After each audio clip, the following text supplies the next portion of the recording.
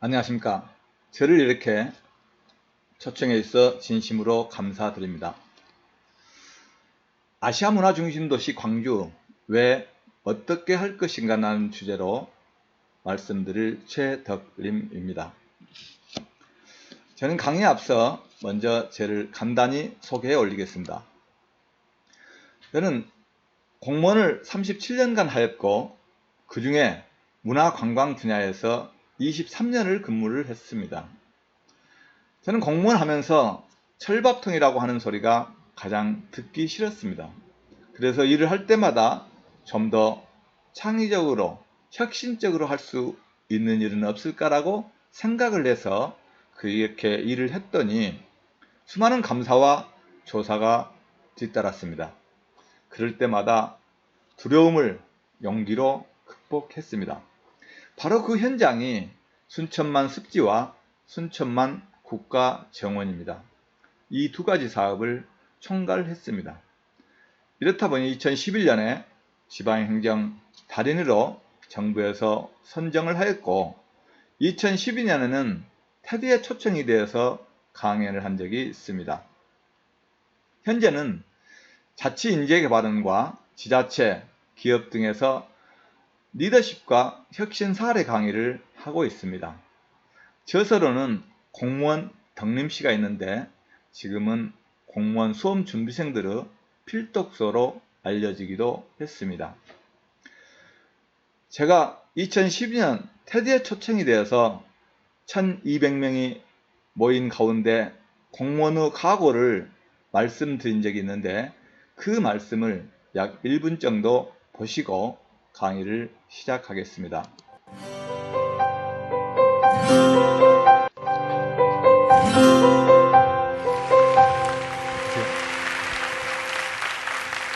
반갑습니다. 여러분, 이제 공무원이라고 박수를 많이 쳐준가요? 대부분 공무원 인기가 없던데. 혹시 달인하면 생각나는 사람 있습니까? 몰라요? 김병만. 저는 지난해에 대한민국 정부가 선정한 행정달인 최덕림입니다.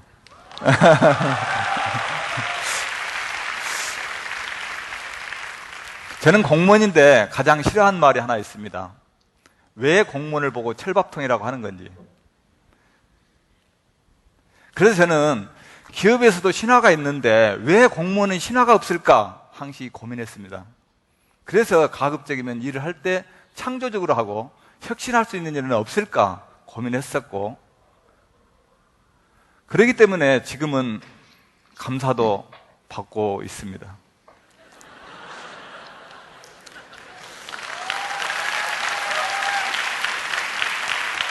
그러나 제가 감사를 받고 있는 중이지만 두렵지는 않습니다. 내가 만일 그게 국민을 위해서, 시민을 위해 한 일이라면 저는 기꺼이 받겠습니다. 아시아 문화 중심 도시 광주, 어떻게 혁신할까? 저는 아시아 문화 중심 도시, 아시아 문화 전당을 기획을 할 때 전남대학교에서 박물관 대학을 운영을 했었는데 2기를 다녔습니다. 그때마다 아시아 문화 중심 도시 광주가 완성이 되면 이 파급 효과는 아시아에 미치면서 전남과 전북은 거기까지도 많은 영향을 끼칠 거라는 상상을 했습니다. 그러나 완성이 되고 나서 광주에서도 아시아 문화 전당으로 인해서 광주 경제 아니면 문화 활성화된가 의문점이 많이 들었습니다. 그것은 왜 그랬을까라는 여러 가지 이유가 있겠지만, 일단은 저는 우리 시민들부터 왜 우리는 아시아 문화 중심도시 광주로서 탄생되었는지, 그렇다면 어떻게 우리는 아시아의 문화를 광주에서 발산할 것인지에 대한 고민은 반드시 필요하다고 봅니다.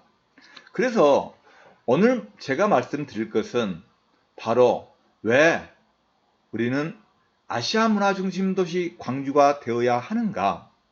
그렇다면 어떻게 아시아의 문화를 광주에서부터 발산할 것인가라는 주제를 가지고 말씀드릴 건데, 광주에 대해서는 저보다 여러분들이 훨씬 잘 알기 때문에 제가 직접 경험했던 내용을 가지고 말씀드리고자 합니다. 그럴 때 여러분들께서는 제가 했던 내용과 광주의 상상을 결합을 해서 앞으로 전략을 짜는데 도움이 되셨으면 합니다.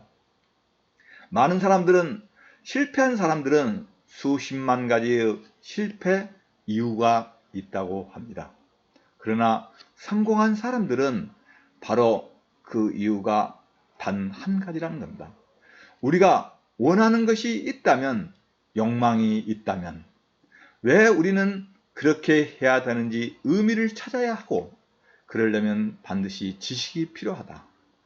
어떻게 할 거냐? 이 전략은 굉장히 중요한데, 그 전략은 많은 경험과 기술이 필요한데, 바로 우리가 원하는 것과 왜 하는지, 어떻게 할 것인지에 대한 이 세 가지 중첩되는 이 부분이, 이 습관이 내 몸속에 피와 같이 흐를 때 반드시 성공하더라는 겁니다.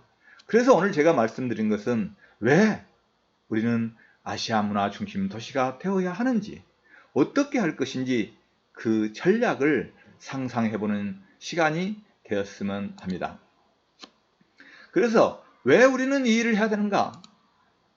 빅터 프랭클은 죽음의 수용소에서 의미 없는 고통은 없다, 그 의미를 찾는 순간 고통은 사라진다라고 선언했습니다.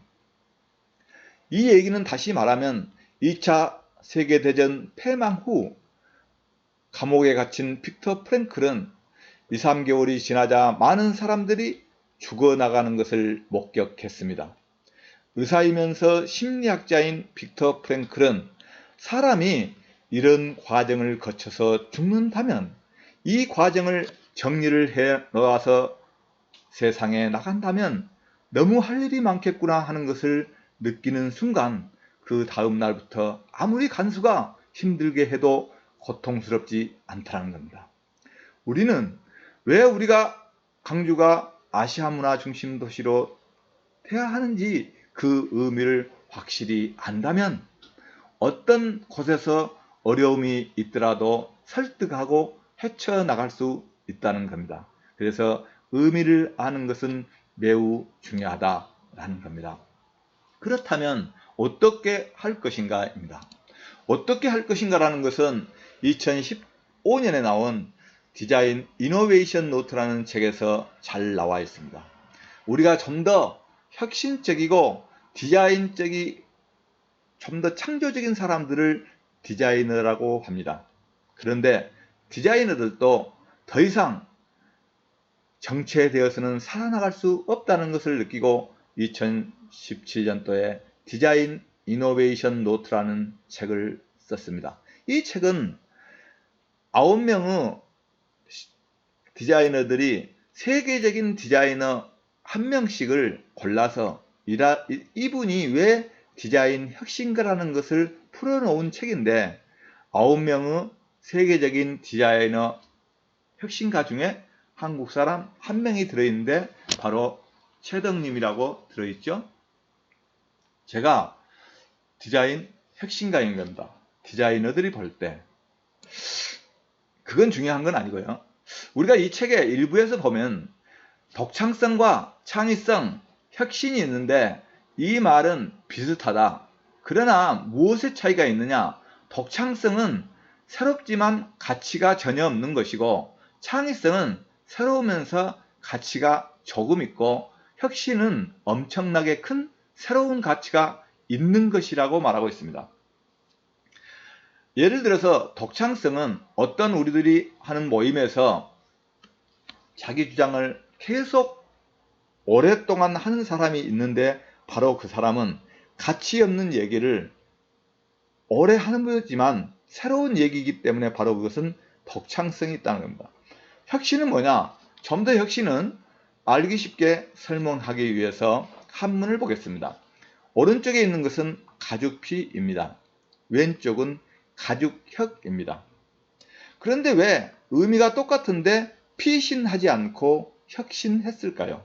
바로 여기에 우리는 큰 의미가 담겨 있습니다. 가죽피는 동물 가죽을 벗겼을 때 피가 흐르고 털이 있는 상태의 가죽을 가죽피라고 합니다. 가죽혁은 이 동물 가죽을 무두질해서 어떤 상품으로든지 나갈 수 있는 전 단계의 가죽, 이 가죽을 가죽혁이라고 하는 겁니다. 그렇다면 이 가죽으로 혁띠를 만들면은 3만원짜리 혁띠에서부터 수십만원짜리 혁띠가 있고, 가방을 만든다면 5만원짜리 가방에서부터 명품 가방은 수천만원까지 있습니다. 이렇게 한 가지 가죽이 수만 가지로 나타나는 것이 혁신이라는 것입니다. 바로 우리 주변으로 와서 보면 혁신은 우리가 아시아 문화 중심 도시 광주가 정말로 아시아 문화 도시를 발산하고 있는지, 아니라면 우리는 혁신해야 할 시기인 겁니다. 광주의 문화가 아시아의 문화를 발산할 수 있는 플랫폼이 아니다라고 하면 우리는 혁신해야 된다고 보면 바로 우리는 중요한 시점이라고 보는 겁니다. 그래서 지금부터는 제가 직접 했던 일을 가지고 사례별로 설명을 드릴까 합니다. 저는 어떻게, 왜 일했을까요? 제가 했던 일 중에 문화예술과 연계된 일들로 설명을 드리겠습니다. 제41회 전국민속예술축제가 있었습니다.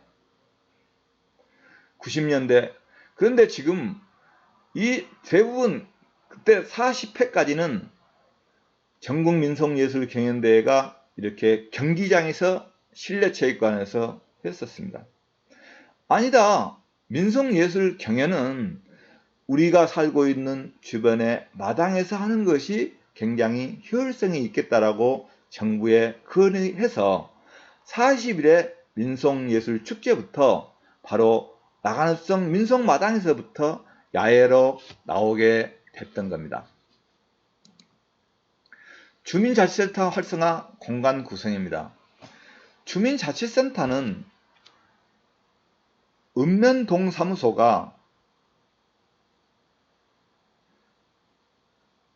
기능이 주민들을 규제하고 단속하는 업무까지 있음으로 인해서 많은 주민이 행정에 참여하고자 하지만 참여할 수 없으니 읍면동의 업무 중에 지도하고 단속하는 업무를 본청으로 옮기고, 읍면동은 그야말로 주민들이 민원과 복지와 건강 서비스를 공급하는 공익기관으로 바꾸는 것이 주민자치센터 전환 사업이었습니다. 바로 2000년대에 우리 전라남북, 남도와 광주 등에서 실시되는데, 많은 지자체에서는 중앙에서 정부에서 주는 동 단위 7천만 원의 자금으로 사무실 개편하는데 쓰고 말았습니다. 그런데 저는 이 업무를 하면서 주민자치센터 공간을 30명이 일하는 공간이 7명에서 10명으로 근무 인원이 줄어들기 때문에 나머지 20명, 23명의 공간을 주민에게 돌려주는 공간으로 만들었습니다.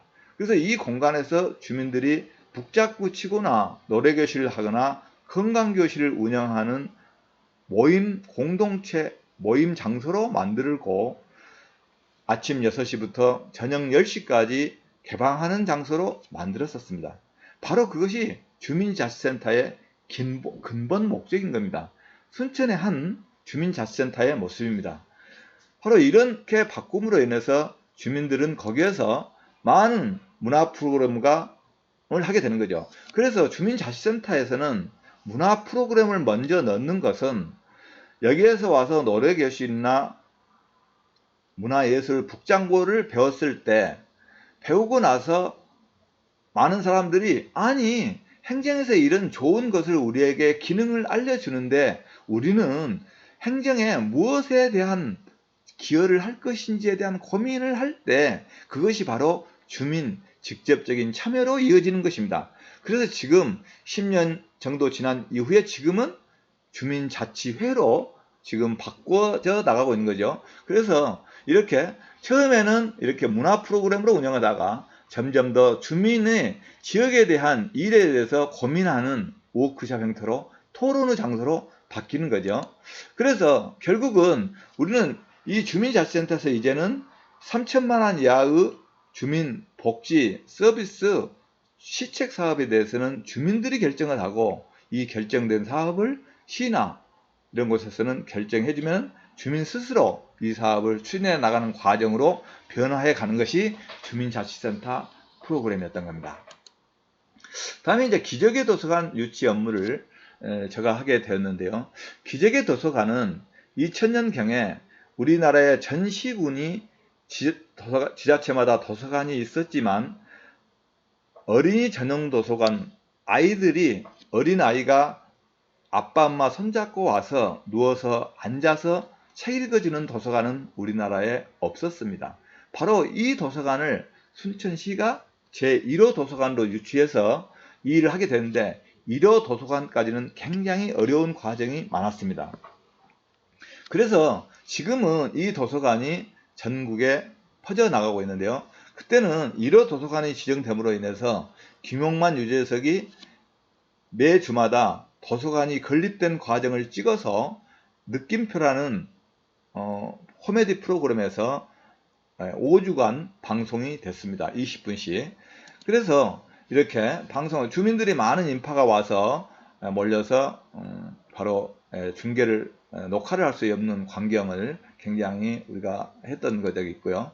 그래서 완성이 됐는데 준공이 될 때 대통령 부인이 와서 테이프 커팅을 했고 처음에 완성이 됐을 때는 한 3개월 동안 운영을 못했습니다. 전국에서 벤치마킹 온 사람들이 많아서 그래서 이 사람들에게 벤치마킹하고 지금은 순천에서 시작된 어린이 전용 도서관이 전국에 약 30개 이상 번지고 있는 것이죠. 바로 한 조그만 도시에서 새로운 있었던 일을 좀 더 새롭게 만들어서 가치 있게 만들어서 이것이 전국적으로 확산되는 거 이게 바로 혁신적인 일 아니겠습니까?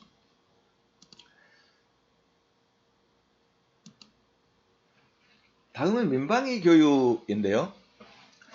제가 주민자치과장이 되어서 민방위 교육을 하게 되었는데 사실은 저도 민방위 교육을 받았던 사람이라서 제가 민방위 교육을 받을 때는 그 전날 야근을 많이 하고 민방위 교육 때 자면 되니까 그래서 사무실에서 신문을 두세 개 가지고 가서 첫 시간에 그 신문을 다 읽고 나서 두째 시간부터서는 그 신문을 머리에 덮고 잤습니다. 한 서너 시간 자고 나면은 민방위 교육이 끝나면 돌아왔습니다.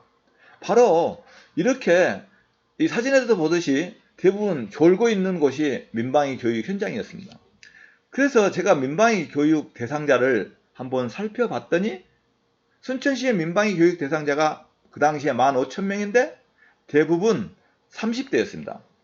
30대의 순천시의 가장 문화의 중심층인데 이분들을 4시간씩 모셔다가 졸게 한다라는 것은 상상할 수 있는 일이었습니다. 그래서 저는 계속 생각을 하게 됐습니다.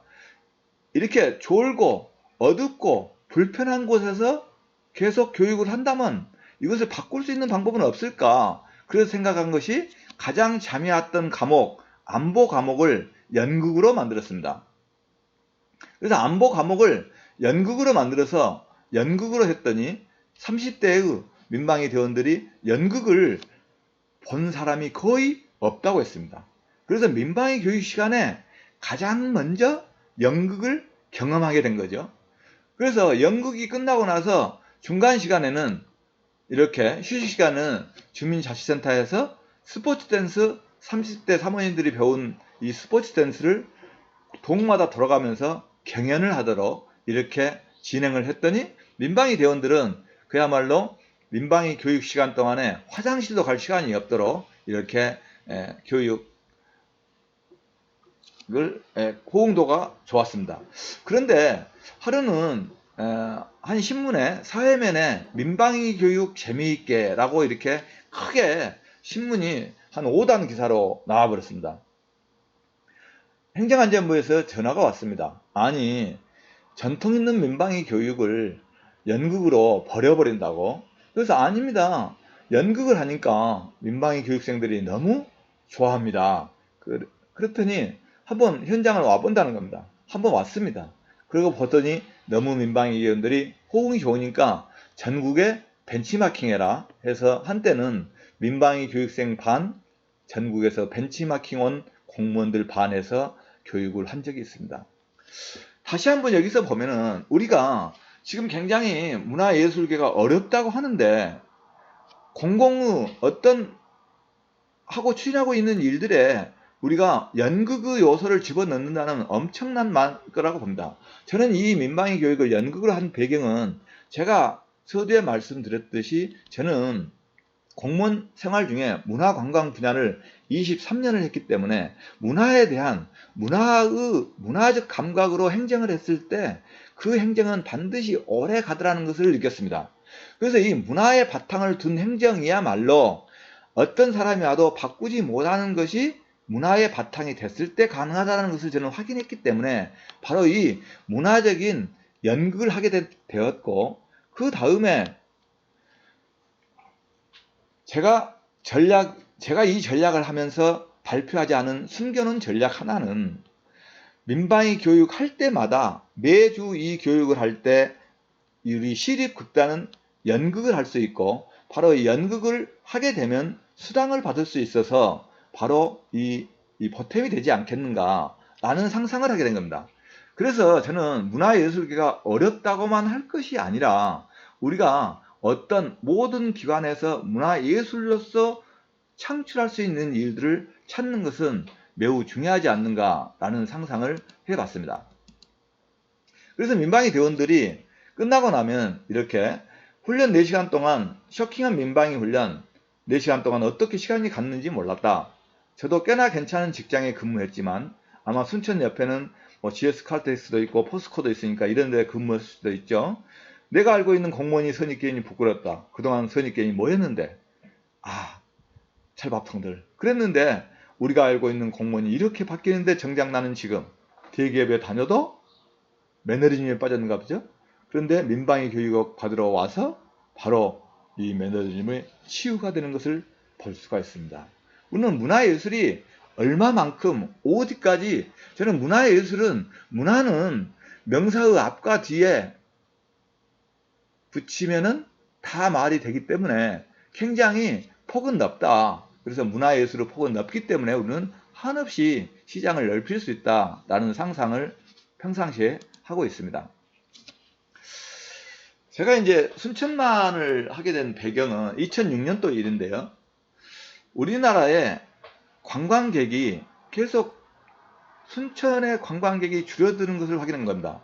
순천은 그야말로 대한민국의 삼보사찰인 성광사, 불교 정찰, 이렇게 태고종 번찰 서남사, 다음에 사람이 살고 있다는 민속마을, 야간 민속마을 등등의 굉장히 문화 유적이 많은데 왜 관광객이 줄어들까? 라는 것을 봤더니 세계적으로 문화유적 관광객은 계속 줄고 생태 관광객은 계속 느는 것을 확인했습니다. 그래서 바로 이 생태 자원인 이 순천만 습지를 새롭게 디자인해서 관광 자원으로 했을 때 의미가 있겠다라는 것을 상상을 하고 2006년에 순천만에 제가 발령을 받아서 순천만 관광과장을 하면서 순천만을 새롭게 디자인하게 된 겁니다. 그런데 많은 사람들은 순천만 하늘이 내린 정원이라고 말합니다. 그런데 90년대 순천만은 바로 이렇게 쓰레기가 쌓여가는 순천만이었습니다. 행정에서는 이렇게 하도 순천만으로 흘러내려가는 동천 하구를 정비를 하기 위해서 계획을 세우고 사업을 추진을 하려고 하니까 환경단체에서는 하구를 이렇게 건들면은 환경이 변한다. 그렇게 되면 굉장히 재앙이 오니 손대면 안 된다고 거부를 했습니다. 제약을 했습니다. 그렇다 보니까 행정에서는 그러더라도 계속 추진하다 보니까 시민단체에서는 행정소송을 했습니다. 소송이 붙어있기 때문에 이 일을 할 수가 없게 된 겁니다. 이것이 방치가 됨으로 해서 이렇게 쓰레기가 늘어나게 되고요.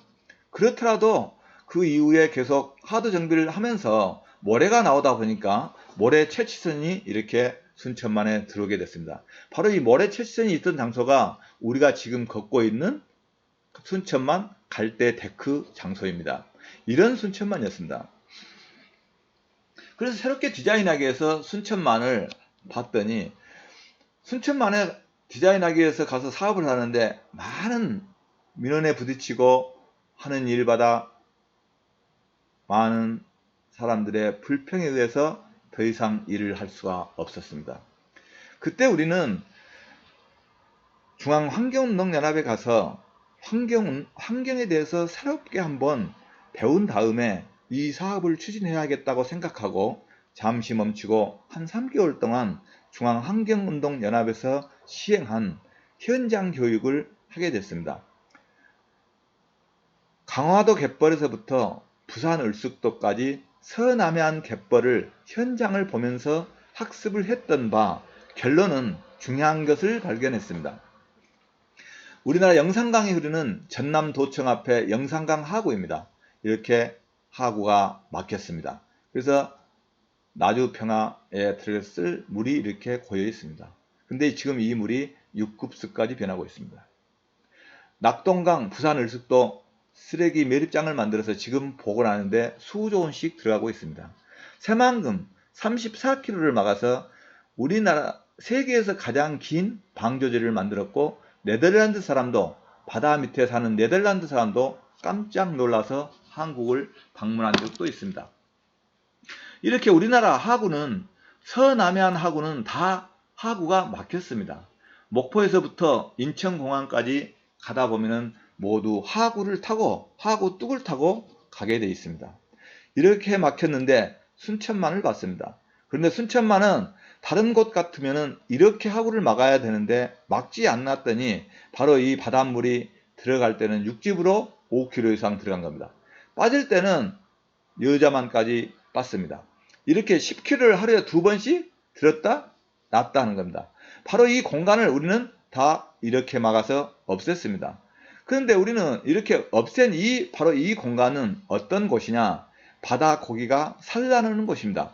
이렇게 중요한 공간을 우리는 다 없앴다는 겁니다. 우리만 없애는 것이 아니라 잘 사는 나라는 다 없앴습니다. 앞으로 바다 고기가 살아나는 장사를 다 없앴다면 우리나라 연안에 바다 고기가 멸종될 위기도 오게 될 겁니다. 그래서 순천만은 보존할 가치가 있다는 겁니다. 순천만 영상을 잠깐 보시겠습니다.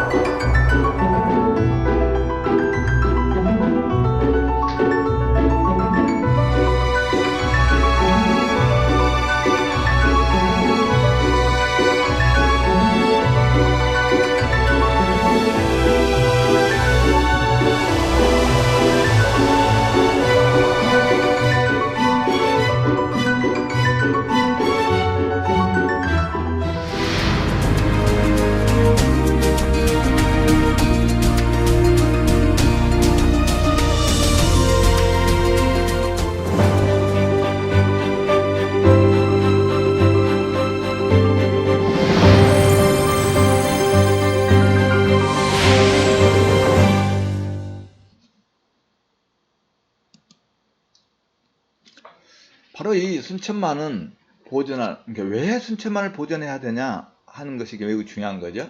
그래서 1년 동안 우리가 전문기관에 영역을 했습니다. 우리나라에서 가장 해양에 대해서 훌륭한 KMI에 영역 의뢰를 했더니 1년 동안 영역한 결과가 나온 것이 바로 발원지, 도심지역, 완충지역, 절대보전구역으로 나누어서 관리해라는 영역 결과가 나왔습니다. 이것은 그림으로 한 장이지만 영역 결과 보고서는 300페이지 정도 됩니다. 바로 순천만 갯별, 바로 이 주변 지역 농경지 300만 평, 960만 제곱미터를 생태계 보전지구로 하라는 연구 결과가 나왔는데, 이것을 시행하기라는 것은 굉장히 어려운 문제입니다. 여기에 개발 행위 제한 구역이 되면은 집이나 창고 등을 지을 수 없기 때문입니다. 그런데 이 일을 우리는 하게 됐습니다. 그래서 1년 반 동안 건축물 임시 제한 조치를 했더니 72건의 개발 행위가 들어왔습니다. 건물을 짓겠다고. 근데 이것을 모두 반려했습니다. 많은 반대가 있었습니다. 민사소송, 행정소송이 2건, 행정심판이 3건이 걸리기도 했습니다. 그런데 만일 이런 곳에 지금 72채의 집이 들어섰다면 순천만 경관은 있을까요? 아마 생태계 보전지구가 지정이 안 됐다면 이런 곳은 없었을 겁니다. 지금 서울이나 부산에서 많은 사람들이 순천만을 보고 아직도 이렇게 경관이 살아있는 곳이 있다고 감탄을 합니다. 우리나라 중고등학교 사회교과서에 가장 철새들이 살기 좋은 곳, 옛날에는 주남저수지로 교과서에 나왔습니다. 그런데 지금은 순천만으로 나오고 있습니다. 바로 이 생태계 보전지구가 지정이 안 됐다면 그것은 아니었을 겁니다.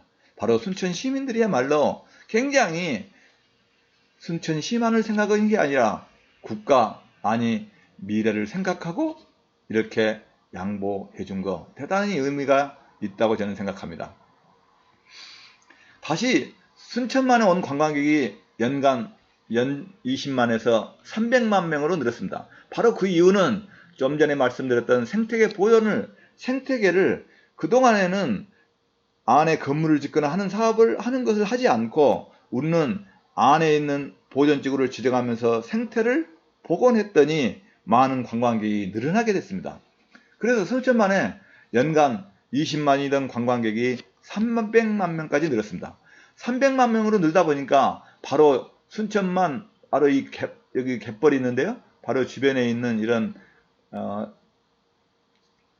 장어구이 집들이 있었습니다. 이런 장어구이 집들이 많은 사람들로부터 민원이 됐습니다. 그래서 이 장어구이집 7집을 이전할 계획을 세웠습니다. 그런데 순천만 보전을 위해서 이전을 해야겠습니다라고 하면 이분들이 굉장히 호응이 좋았을까요? 그래, 순천시 좋은 생각했다. 내가 조금 손해를 보더라도 이전해야지 라고 말했을까요? 아니었습니다. 내가 여기서 3대째 영업을 하고 있는데 너 같은 놈은 처음이다. 내가 나가느니 그 이전에 너가 그만둘 거다 라고 말씀했습니다. 그러나 계속 설득했습니다. 그랬더니 한 6개월 후에 한 분이 나가셨습니다. 계속 설득했더니 한 6개월 후에 한 분께서 나가려는데 나갈 대토가 없다. 그래서 시내에 있는 부동산 업자를 모시고 대토를 구하러 다녔습니다. 대토를 구했습니다. 한 달 후에 전화가 왔습니다. 땅이 너무 꺼져서 집을 지을 수 없다고, 흙이 필요하다고. 그래서 흙을 넣어드렸습니다. 그리고 2년에 걸쳐서 6집이 나갔습니다. 마지막 한 집이 남았는데 한 집은 도저히 못 나가겠다고 버텼습니다. 그런데 나가겠다고 하루는 해서 물어봤더니 그런데 나가려는데 내하고 같이 자기는 나이가 너무 많이 들었기 때문에 더 이상 장사를 할 수 없다. 그러니 나하고 같이 일했던 내 아들 취직을 검토해주라 라는 거였습니다. 저는 그 얘기가 상당히 일리가 있었습니다. 왜? 다른 곳으로 가면 아들도 거기 가서 일을 할 수 있지만 보상금을 받고 이 일을 마친다면 아들은 실직이 되는 거죠. 그래서 저는 그때 당시에 국장으로 승진되어 있어서 경제관광국장이라서 우리 지역의 산단에 좀 큰 회사의 사장님을 한번 뵙고 사정 얘기를 했습니다. 그랬더니 그 사장님은 정말 시에서 이 어려움을 겪고 있는데 해결해 드려야죠라는 아주 긍정적인 답변을 하셨습니다. 매우 고마운 분이었습니다. 그래서 그분께 다시 아침에 일찍 출근하자마자 전화를 드렸습니다. 사장님, 아들 취직이 결정이 됐습니다. 한참 말을 하지 않았습니다. 한참 있다가 하는 말씀이 어이, 나는 시청 아니면 안 되네 라고 했습니다. 여보세요, 시청은 시험을 보고 들어와야 되는데 무슨 말씀입니까? 라고 대응을 한다면 이 민원이 또 해결되지 않습니다. 그래서 한참 기다다가 알았습니다 라고 끊었습니다. 그리고 우리 인사부서에 확인을 했더니 시험을 안 보고 들은 공무원이 있더라고요. 청원경찰이 그 당시에는 있었는데 지금은 아마 시험을 보는 것 같습니다. 그래서 청원경찰 한 명이 있기는 있으나 6개월 후에 자리가 났습니다. 그래서 그 6개월 후에 자리가 나는 것을 확인하고 시장님께 가서 말씀드려서 한 명을 우리 부서에 배정을 받았습니다. 그리고 다시 이분께 전화드렸습니다. 사장님, 6개월 후에 아드님을 취직을 하기로 시장님까지 결정을 했으니 이제 먼저 이전을 합시다 라고 말씀드렸더니 한참 또 대답이 없으세요. 한참 후에 어이, 나는 들어간 거 보고 할라네 라고 하셨습니다. 우리들은 6개월 동안 기다리다가 7집 모두 이전하게 된 겁니다.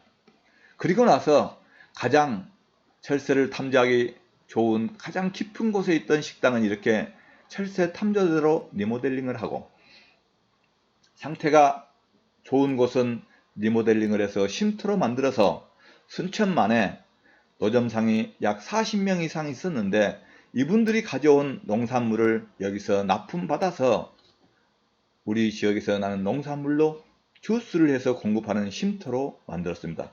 그래서 순천만에 있는 노점상을 모두 없앤 겁니다. 800만 평의 순천만 한 명도 노점 하신 분이 없습니다. 그리고 바로 이곳에서 우리 지역의 농산물로 주스를 해서 공급하는 겁니다. 그런데 여기에서 연 매출이 15억, 농산물 택배로 가는 것까지 합하면 약 70억 정도 난다고 합니다. 우리는 왜 여름에 그 떼약볕에 농사지어서 가을 찬바람 나면 국도변에서 팔아야 합니까? 전남과 광주에 오신 우리 관광객들에게 우리 지역에서 나오는 그 좋은 농산물을 팔면 안 됩니까? 이런 시스템을 만든 것은 매우 중요하다고 봅니다.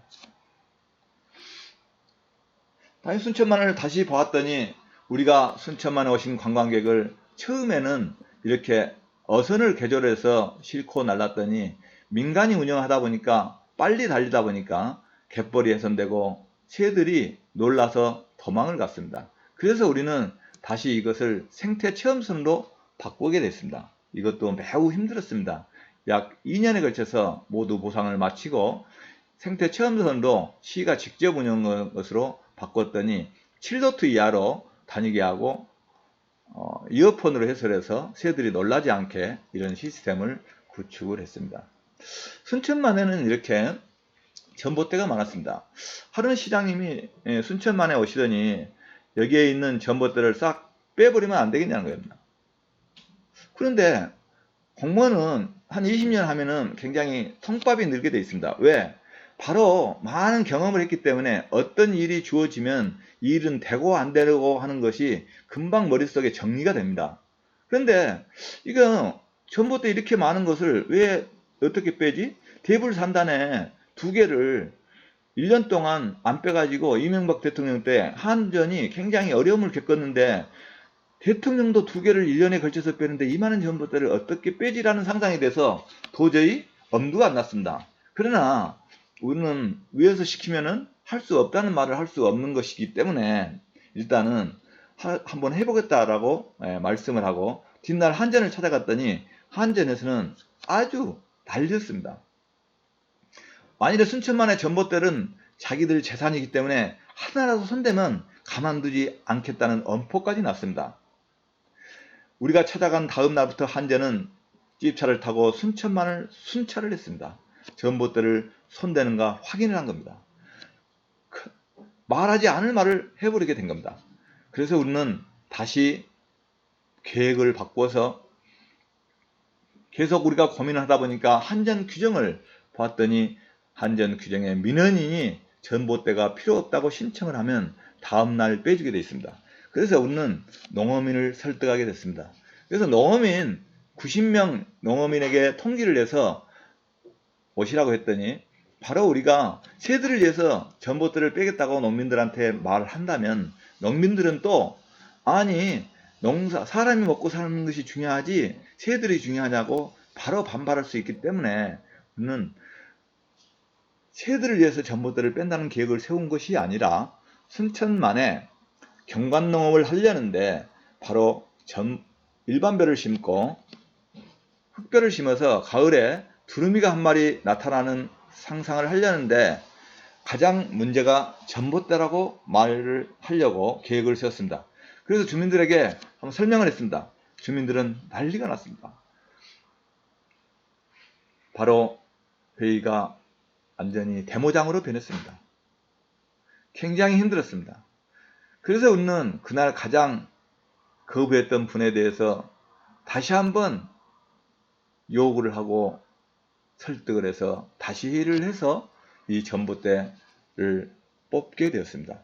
그래서 이 전봇대를 뽑겠다는 계획이 중앙에 알려지다 보니까 환경부 출입 기자들이 35명이 세계적으로 사람을 위해서 전봇대를 뽑는 경우는 있지만 새를 위해서 뽑는 경우는 세계 최초다라고 생각하고 1박 2일 순천만 전봇대 제거 작업을 취재를 온 겁니다. 바로 그 영상을 잠깐 보시겠습니다. 멸종위기 천연기념물 두루미가 죽거나 다치는 일이 빈번하게 발생하자 전남 순천시가 파격적인 결정을 내렸습니다.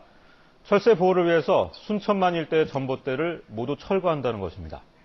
박수택 환경전문기자가 취재했습니다. 천원 민통지역 저수지벌에 제두루미가 주저앉았습니다. 사람이 다가가도 꼼짝 못할 정도입니다. 구하고 보니 발목 윗부분이 부러졌습니다. 꺾인 생나무처럼 피부까지 찢겨나갔습니다. 두루미가 다리 부러지거나 날개 꺾이는 사고가 해마다 끊이지 않습니다. 전깃줄에 걸린 경우가 대부분입니다. 국내 최대 흑두루미 활동지 순천만에서도 지난해 1월 전선 충돌 사고로 한 마리가 목숨을 잃었습니다. 큰 비행기가 비상하는 것과 비슷한 개념으로 생각하시면 됩니다. 앞에 장애물이 있을 때 쉽게 피할 수 없는 그런 부분이죠. 흑두루미를 위험으로부터 지켜주기 위해서 전깃줄과 전봇대를 철거하겠다고 전남 순천시가 작정하고 나섰습니다. 순천만 들판의 전봇대는 282개, 전선 길이는 모두 합쳐 12,000m입니다. 내년까지 모두 철거할 계획입니다. 시민들도 호응하고 나섰습니다. 양수기로 물을 퍼도 되고 또 자연수로 논에 물이 들어간 데가 주로 많습니다. 지난 겨울을 순천만에서 지낸 흑두루미는 370마리입니다. 지켜주고 배려해주는 고장에 겨울 진개 흑두루미가 얼마나 더 찾아올지 흥미로운 관찰거리입니다. SBS 박수택입니다.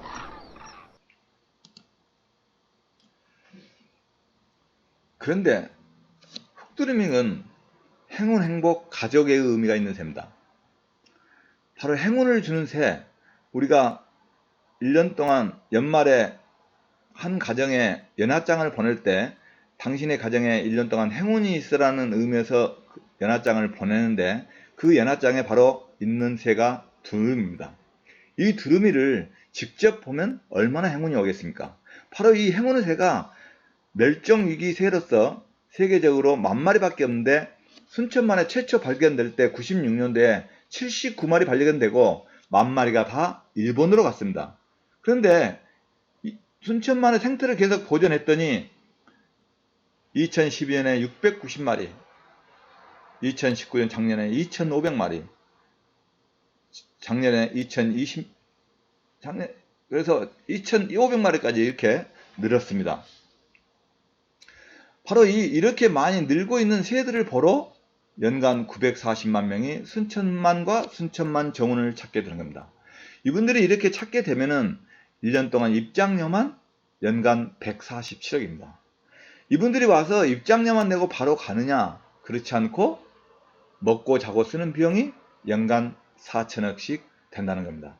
바로 이 생태 관광은 바로 지역 경제에 굉장히 미치는 영향이 크다는 것을 우리는 확인할 수 있었습니다.